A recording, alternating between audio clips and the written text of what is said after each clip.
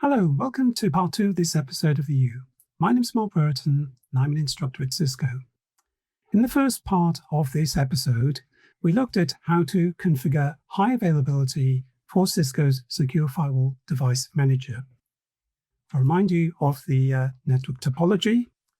We had a pair of identical Cisco Secure Firewall Threat Defense devices with the onboard Firewall Device Manager, and we looked at how to establish a failover pair, a high availability failover pair, where one of the devices was a primary, one was a secondary, and once a pair was established, the primary by default was active and the secondary was in standby mode. It's possible to communicate from the general network, where we've got the host Attila, network 133, to hosts in the DMZ network 10, Bledder, and LAMP. But traffic only passes through the active device, which currently is the primary. We're going to look at, in this episode, how to change roles, where the secondary becomes active, and then the traffic is going to traverse through that. Okay, so let's take a more detailed look at what we're going to cover in this part 2. We're going to review some of the initial settings, the settings as they would be after establishing the HA pair. Then we're going to test the failover behavior. So we're going to make the secondary device active and see what happens there. And then we're going to configure an important, in my opinion, feature, and that's configuring standby IP addresses and MAC addresses and verify that standby behavior. So just like in part 1, I mentioned that this is not an in-depth analysis of high availability. In the Firewall Device Manager Configuration Guide, which you can obtain from Cisco's website.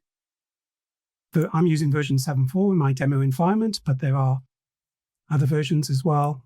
And in the basic sections of this, you'll find a section on high availability that goes into a lot more detail than I'm going to do here.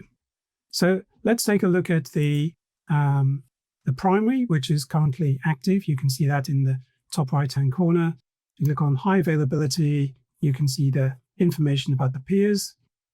And if we go to monitor traffic and select events, we can see new events. Now, to generate some traffic, I can go into my host Attila, and I could communicate with a host in another network. And I could also go into another one of those hosts, let's say LAMP, and I can open up let's open up an SSH connection to Attila. Okay, and I'll log in. So I've connected through the HA pair that way. So go back to my manager. I can see these new events. You can see the timestamps. But if I go and log into the standby device, so I need to log in, that's timed out, and just log back in. You can see the blue bar, which is an indication it's a standby device. And so I'm waiting for this to just refresh. But one of the things, if we go and monitor events, we're not going to see those events on the secondary. You look at the timestamp, it's much older to the ones on the active device. So these we're actively analyzing these events, which you might have seen before when the standby device might have been active, which it was when I did some earlier testing on it. I'll go back to the primary, and let's take a look at the command line console, which we have here. Let's examine some of the settings. So if I check the failover settings, I can do it with that command here. I can see this is the primary. If I ran that on the secondary, let's view the status, failover status. I'm just showing you some of the, show failover state. Just showing you a selection of the commands. There's a much more comprehensive list of commands you can use, but as I said, this is just really trying to focus on the concept, so you get that.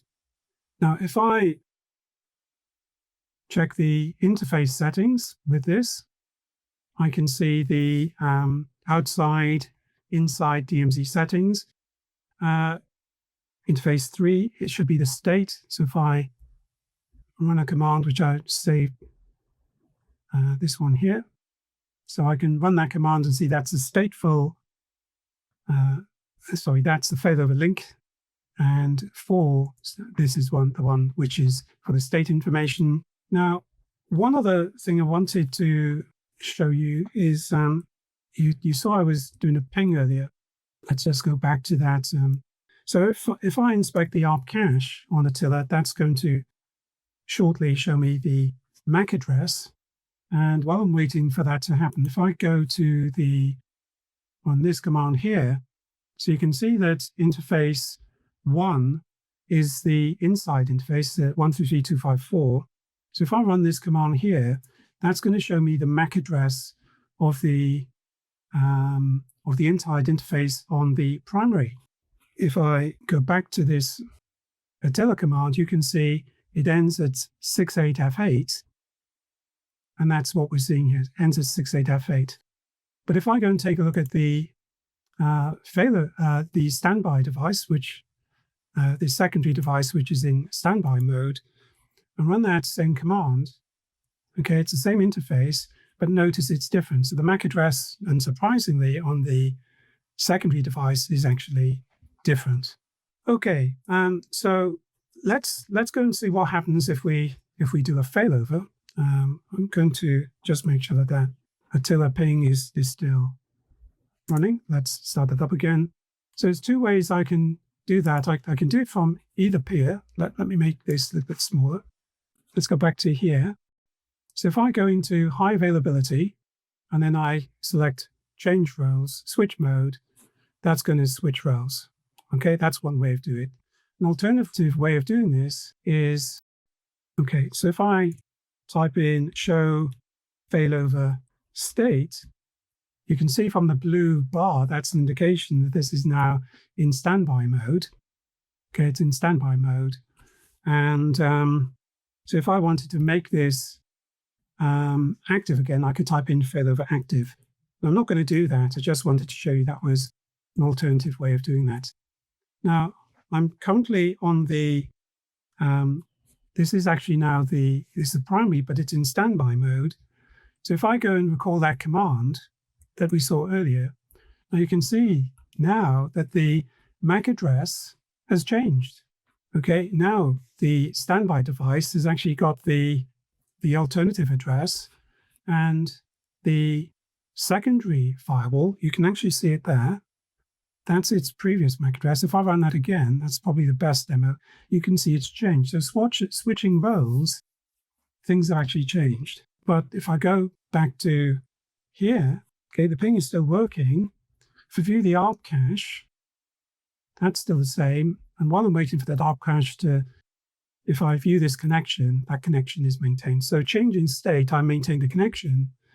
But as far as the ARP cache is concerned, Attila is still seeing the MAC address of the active device. So it's not seeing the MAC address of the standby, which is F8BC. Okay, its MAC address ends with 68F8, and that is the MAC address of the current active device. So those MAC addresses actually change. Now, the next thing I wanted to show you is the secondary addresses. Now, if I go to the current active device, so let's go back to here. So this is a secondary device, but it's now active. If I go into high availability, okay, one of the things for secondary is that what can trigger a failover? Well, you can monitor the interfaces, and if interfaces fail, then you can trigger failover. But the problem is if you haven't assigned addresses to the secondary interfaces, that's going to be a bit of a challenge. Now, if I go here, just make this bigger. Okay, and I'm going to show you a couple of commands here. Now, if I type in show monitor interface, what this is showing is that the standby interfaces aren't configured. They're represented by zeros, and so on. And if I run this other command, which I haven't shown you before, show IP address, what this is showing me is that the current address you might think, why are we repeating these addresses? The current address is the address on this device. It's the secondary, but it's active. And the address above, the system address, is shown the active address. So it's saying the current address on this device, the secondary, matches the active address. So this is the active device. If I go and take a look at the secondary and repeat those commands, so the first one was show monitor interface. Okay, so this is showing me that the secondary address is the address of the secondary, but this host isn't configured. Now that can be a bit confusing. So let me show you the other command, which I find makes a little bit more sense. Makes a bit more sense for me. Show IP address, and what this is showing me is the address at the top. The system address is the active, but this device, which is standby, the only standby addresses configured are for the failover and state links. So we need to do something about that. So what I'm going to do is go back to the active device. Let's close this a bit. That's a little bit in the way. And we're going to go into interfaces. So let's go back to here and configure interfaces. And then for each interface, so starting off with G0, I'm going to configure a standby address. And the way you should do this is to assign an address on the same subnet which isn't used. So for demonstration purposes, I'm going to select address 11. Now, in addition to selecting the standby address, you need to make sure in the advanced tab that enable for HA monitoring is ticked. It is by default, but I'm still showing you. Okay, so I'm going to do that first of all for the outside interface. Then I'm going to do it for DMZ. Okay, there's a reason I did it in this order. All will be revealed shortly. 192.168.10.11. Make sure that's enabled. Yes, it is. Save. 192.168.10.11. Need some new glasses. Now let's do the same for the inside. Okay, now with the inside, I'm going to put in 192.168.133.11. Okay, now make sure advanced is enabled. Now the reason I left this one to last is for this MAC address. So you saw in the demonstration earlier that the primary MAC address is assigned to the active member of the pair. Whichever member of the pair is active, it assumes the primary MAC address. And that's useful for ARP caching, as we saw with the Attila ping of Bledder. So that all typically works really well, apart from if the secondary device boots up and the primary isn't available and it can't get the MAC address from the primary, it's going to use its own MAC address instead. When the primary becomes available, then it's going to swap its MAC for the primary. That could cause a template issue with the ARP cache. So to resolve that, an alternative to that, which I think is a good idea, is to assign a virtual MAC address to the primary and the standby. So the way I like to do this personally is I take a look at the original MAC address, which ends with 0000C29. Now my personal preference is to make it something obvious. So the remaining characters, I'm just going to put in A. Would reiterate, this is just my personal preference. It's not best practice by any means. It's something that immediately says to me, that's the active, that's the standby MAC. And then for the standby MAC, obviously that MAC address has got to be different. And this one, 29, and then you can probably guess I'm going to put BB. Okay, so I've done that. And now I'm going to deploy. And that's going to take a few moments. So when that is deployment is complete, we'll move on to the next step. And we can click on this and monitor that deployment progress. Okay, so those changes have been deployed on the primary. They get synced with the active device. They get synced with the standby device, of course. So that's now complete. So let's go into the active device and take a look at the CLI, see what's going on here. Let's take a look at that show IP address command. Well, that looks just like it did before because this is the active device. If I show the monitor interface, that looks a bit different. That's now configured. So this host is active. We can see the standby devices as well, which is great for monitoring. Take a look at the show int IP brief once again. There it is. Okay, so we know that G01 is the inside interface. And if we check its MAC address, which I think was this command here, we can see its MAC address. But notice that it's now AAA. Okay, and then if I go and take a look at host Attila, let's make sure the ping is still working. Yes, it is. But if I check that op cache, that should be AAA as well. That should appear very soon. I'll come back to it shortly. Okay, so while I'm waiting for that, let's go and take a look at the secondary device. Here's a secondary within the CLI.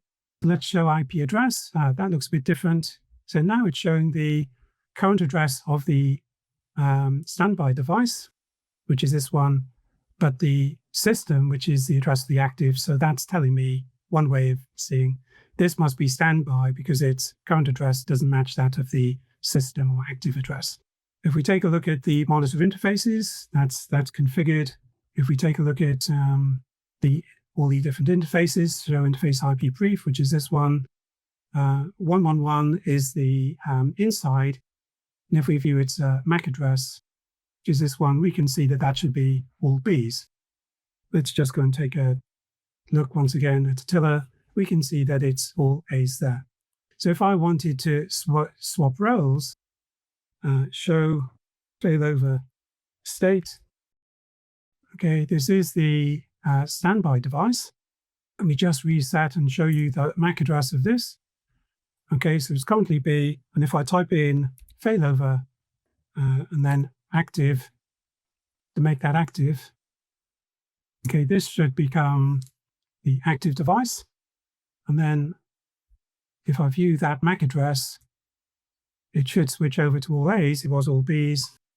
And if I go here and check this one, that was all A's. Now it's all B's. Okay, and that's basically all that I had planned to show you. So we started off with a working failover pair, where we set up high availability on a pair of Cisco Secure Firewall Threat Defense devices, both of which were managed using the onboard Firewall Device Manager. We reviewed those initial high availability settings. Then we examined what happens when we fail over. We saw the concept of the primary IP address and MAC address are assigned to whichever device is active. That can be a tricky concept. And then we saw that it can be very helpful if you add secondary IP addresses and virtual MACs, and that can be very useful for troubleshooting and so on. Thank you for watching.